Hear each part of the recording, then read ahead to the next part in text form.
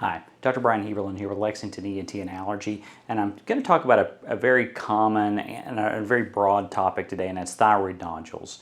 So thyroid nodules are extremely common. Our thyroid gland is this sort of horseshoe-shaped gland down here in the lower part of our neck.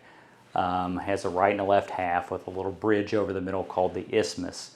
The thyroid is usually kind of a smooth texture, but it often has little nodules or bumps within the thyroid gland.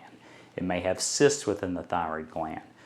So if we just take everybody off the street and we do ultrasounds on them, studies vary, but you're going to find nodules probably in 25% or so of people, probably even more if you take a population over the age of 50. Women are a little more likely to have thyroid nodules than men. The good news is most of these thyroid nodules that we find are not cancerous, but it's challenging sometimes to figure out which is that small portion of thyroid nodules that really is a cancer and need to be worried about, and which are the benign ones that people could safely live without. Thyroid nodules and the thyroid gland overall can get enlarged, and we can form what's called a goiter, and that goiter can press on things and cause some problems. But the most common reason we worry about nodules is really just trying to determine if they're cancerous or not. Studies vary, but probably somewhere in the neighborhood of 5 to 10% of thyroid nodules that we find will end up being cancerous.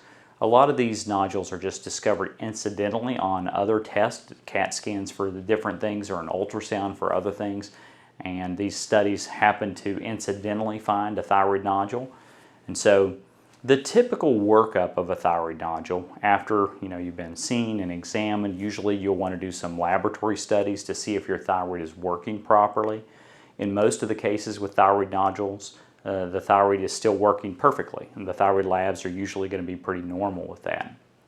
And so the typical workup of thyroid nodules, depending upon what's felt or what's seen, is an ultrasound. A diagnostic ultrasound where the radiologist will measure the nodules, determine if they're cystic or if they're solid, and from there it may be recommended to do a biopsy on the thyroid. And so the most common route for that is something called a fine needle aspiration biopsy. And that sounds awful, but it's really not too invasive of a procedure. Usually one of the radiologists or someone working in that department will numb the thyroid or numb the skin over the thyroid and then place a small needle into the nodule and gently kind of suction as they wiggle the needle in there, and they'll suck out some cells that can be tested. It's an outpatient procedure, doesn't require an anesthetic at all. And from there, we're usually able to determine a fairly accurate evaluation of whether that's malignant or cancerous or whether it's benign. And so if the thyroid does look malignant, usually it's going to need to be removed. So surgery is the first step in treating most thyroid cancers. And so that's a very broad overview. I think I'll do some other videos in more detail about different components of that, but that's sort of a broad stroke on thyroid nodules. So hope that's helpful. Thank you. We take care of thyroid nodules and patients with a lot of different thyroid masses and growths and other things like that here at Lexington ENT and Allergy. Thanks.